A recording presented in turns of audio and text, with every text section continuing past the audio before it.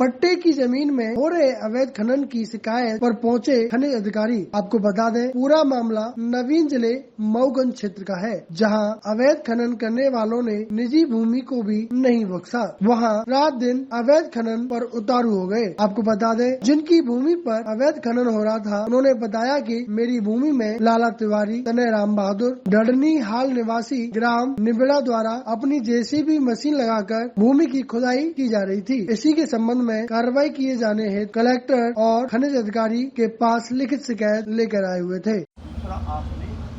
हाँ बताइए, आज आप खनिज विभाग गए थे, क्या मामला है?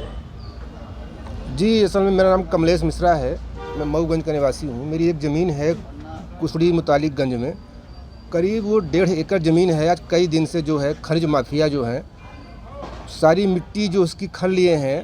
करीब यद्यपि वो 100 खाते की ज़मीन है मेरी, लेकिन जो मेरे 13 डिसमिल ज़मीन हिस्से की है, कई दिनों से वो लोग जेसीबी मशीन लगा करके कम से कम 200 ट्रैक्टर माटी खन लिए हैं। इसी संबंध में मैं जो है इसकी FIR मऊगंज में पहले कर चुका हूँ और वो जेसीबी भी पकड़ी गई है, कल पकड़ी गई है वो जेसीबी।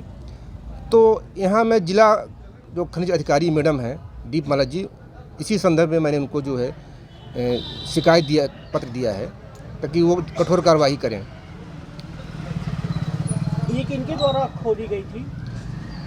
ये कई दिनों से खोद रहे थे, तो हम लोग समझ नहीं पा रहे थे कौन खोद रहा है। तो परिवार के कुछ लोग मिल करके जो है जानकारी मिली कि आज भी जो है जेसीबी लगी हुई है।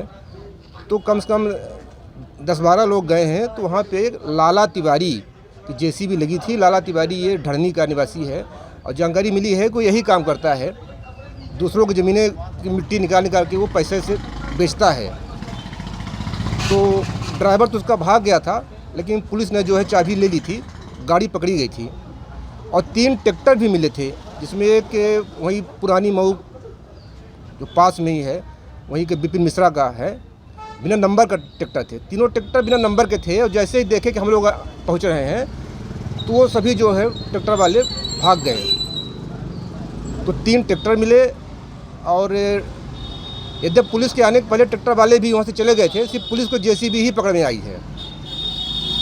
इस तरह से वो जो है पिछले 15 दिन से कंटिन्यू एक खनन का काम कर रहे थे और 4 से 5 फीट गहरा पूरा जो है 50 फीट लंबा और 25 से 30 फीट चौड़ाई पे जो है पूरी ज़मीन खरीद ली है। अब वो ज़मीन किसी काम की, किसी भी खेती के लिए नहीं रह गई है। किसके संरक्षण में काम कर रही है? अब जो रिपोर्ट कराने में गया था तो वहाँ तो रिपोर्ट भी नहीं हो रही थी। समझ में आया कि कोई पूर्व विधायक बन्ना जी के कहने फ़ोन आ गया था, लेकिन किसी तरह से काफ़ी टाइम तक बैठे रहे। रात के 11 बज गए। तब 11 बज गए तो फिर उन्होंने किसी तरह से FIR दर्ज किया है। तो उम्मीद करता हूँ कि कार्रवाई होगी। क्या माना जाए, ये कहीं ना कहीं किसी स्थानीय विधायक नेता के द्वारा ये सब ऐसे अवैध काम कर रहे हैं लोग? बिल्कुल, ये इन लोगों को नेताओं का ही संरक्षण होता है, तभी ये काम कर रहे हैं और काफ़ी समय से चल रहा है। मुझे जो जानकारी मिली है, और भी मऊगंज के ऐसी कई जगह हैं जहां उसकी जेसीबी चलती हैं, वो यही काम करते हैं। क्या आश्वासन मिला? आज आपने खनिज अधिकारी रीवा संभाग के जो अधिकारी उनसे आपने मुलाकात की, तो क्या आश्वासन उन्होंने आपको दिया? मैडम ने कहा कि मिश्रा जी, अब जो आपकी खेती लायक ज़मीन ख़राब हो गई है तो वो तो संभव नहीं बन पाना, आप जो बता रहे हैं, लेकिन जो धाराएं उन्होंने नहीं लगाई हैं खनिज की, वास्तव में लगनी चाहिए। वहाँ से रिपोर्ट आ जाती है तो मैं वो धारे लगवाऊंगी और कड़ी से कड़ी कार्रवाई करवाऊंगी, उन्होंने कहा मुझसे। नाम बता दीजिए अपना।